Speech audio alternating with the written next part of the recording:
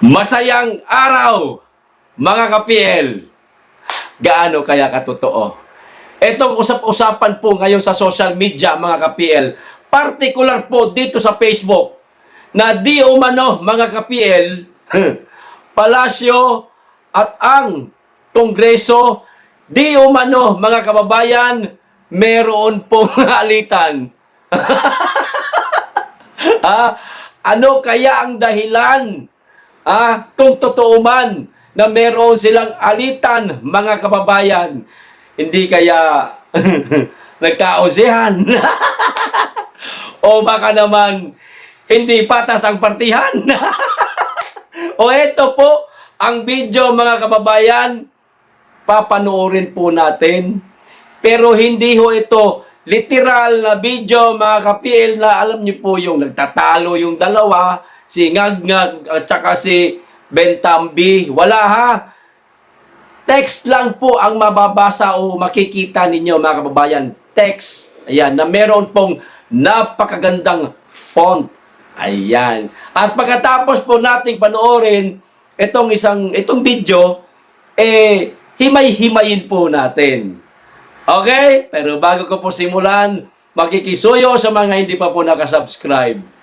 Baka naman. At paki-click na rin po notification bell para updated kayo sa lahat ng upload. At huwag niyo pong kalimutan, paki-like na rin po ang video. Maraming salamat. Makikisuyo lang po. Ito na ho, mga kababayan. Medyo bilis-bilisan niyo po ang pagbabasa ha.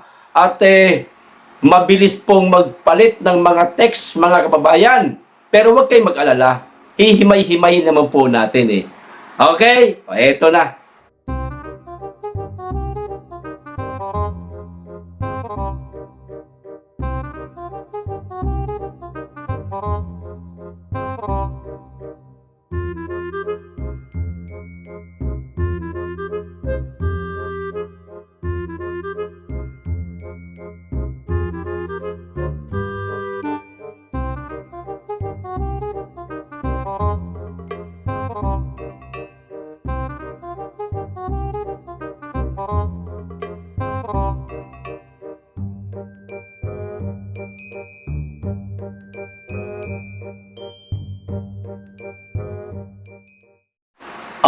Ayan na, mga kababayan.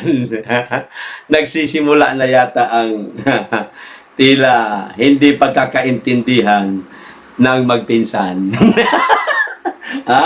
Totoo kaya ito, mga kababayan? Ngayon, maitanong ko po muna sa inyo, bago po natin himay-himayin ito, kung totoo man itong balitang ito na di umano'y mayroong alitan ang palasyo at kongreso. Sangayon ba kayo, mga kababayan? Ako? Sangayon ako Bakit? Para magkalabasan po sila ng baho. Okay, so ito na ho yung na-screenshot ko po, mga kababayan. Itong mga text. Ayan, isa-isahin po natin. Ilalagay ko rin dyan. Para mas maintindihan po natin ang takbo ng istorya. Sabing ganun, mga kababayan, pang maritisan lang ang dating. Blind item ite. Ayan, mga kababayan. Blind item. Sino itong kongresista na, ayan na, tumawag sa isang relative ng isang vlogger? Sino yung kongresista tinawagan ang relative noong vlogger? Ang tanong, sino yung vlogger, mga kababayan? Yun ang magandang alamin natin kung sino Eto, sunod. Sabihan daw si vlogger, mga kababayan. Stoy! Sabihan mo parang kunwari ako yung tumatawag na kongresista doon sa relative ng vlogger. Sabihan mo! Yung vlogger na pinsan mo o yung relative mo na shut up na. Ayan. Tumigil na siya. Bakit pinatatahimik po nitong kongresista, mga kababayan? Ano kaya ang dahilan ni kongresista? Eto. Madalas daw kasi mag-post si vlogger tungkol kay Speaker Martin Romualdez, mga kababayan. So, lumalabas po, mga kababayan, na baka si Ben Tambiho ang tumawag doon sa relative ng vlogger. Kongresista daw eh. 'Di ba? Tumawag sa relative ng vlogger. Sino ba nabanggit dito na kongresista? 'Di ba si Ben Tambi lang naman, mga kababayan? O baka siya ang tumawag doon. Tumigil ka na. Kasi post daw itong vlogger eh. Naiinis na siguro si Ben Tambi, mga kababayan. O kaya, hindi na nakatiis, tinawagan ngayon yung isang relative. O, tuloy ang kwento. So, sabi ngayon ni relative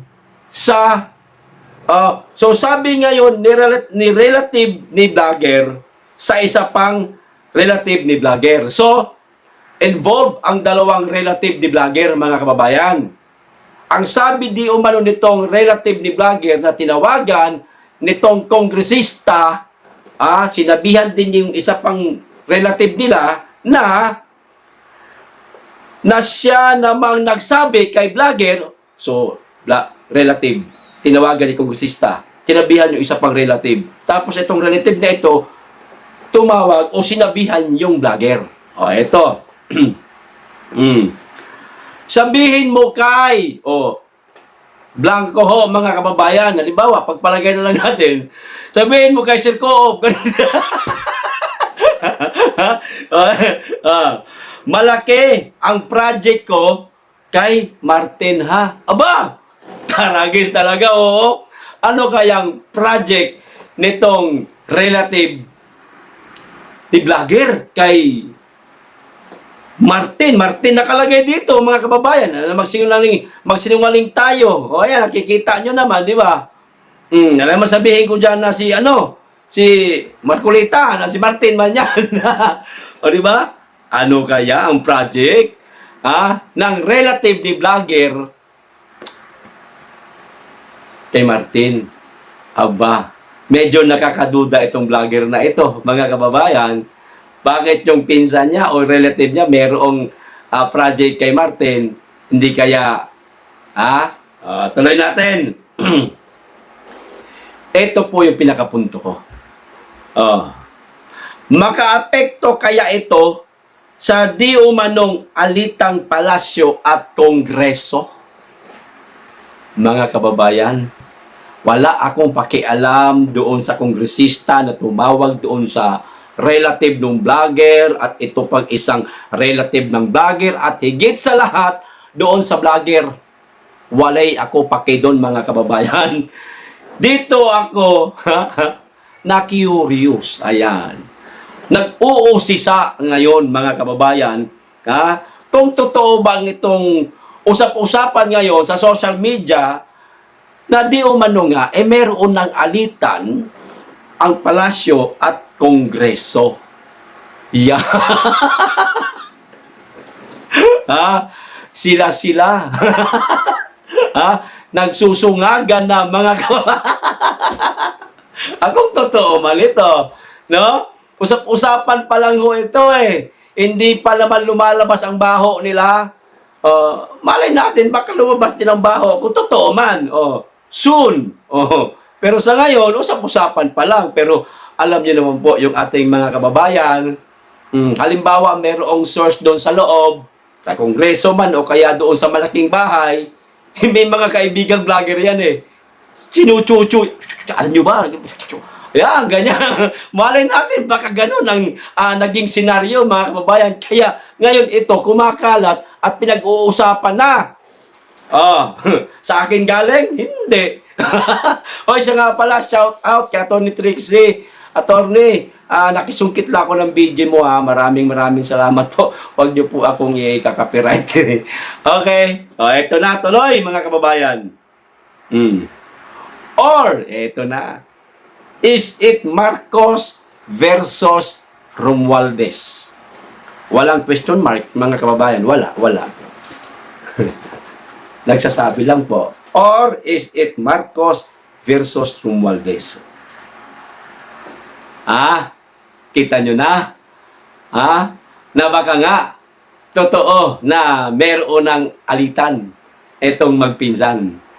Ano kaya ang dahilan, mga kababayan? Hindi kaya masyadong nagmamadali itong si Ben Tambi? Hindi kaya? O di kaya naman masyadong tanga lang si Ngag-Ngag, mga kababayan, kaya ang daming batikos niya ngayon. Ayusin mo naman yung trabaho mo paminsan-minsan. Huwag naman masyadong danghag. Huwag naman masyadong tanga, bugok. Para huwag tayo masyadong mapag-initan ng taong bayan. Medyo paminsan-minsan gumanda. Gandahan mo yung performance. baka ganun yung pinagtalunan. Ito pa. By the way, di tumitigil si vlogger. Ayan. Wala akong pakialam sa vlogger, mga kababayan, kung sino man yang kasi napakadami namang vlogger na nagpo-post about kay Ben Tambi araw-araw pinipiko nila itong mama. Wala akong pakialam. Wala akong pakialam sa mga relative, sa vlogger, doon sa nabanggit na kongresista, doon ako nakatutok ngayon, mga kababayan, sa di umano'y alitan ng palasyo at ng kongreso. Kaya pala, ang tahimik ngayon ni Mother Lord. Mga kababayan, hindi natin siya masyado nakikita ngayon sa social media o maging sa media. Hindi niya po nakakasama si Ngag-Ngag sa mga problemang pinupuntahan ni Ngag-Ngag na wala naman siya nagawa. Tulad ng mga tinamaan ng bagyo dito sa Bicol at Batangas. Dapat man kasama si Mother Lord, di ba? Mga kababayan. Pero wala po tayong nakikita kundi si Ngag-Ngag lang mag-isa at saka yung mga gabinete niya.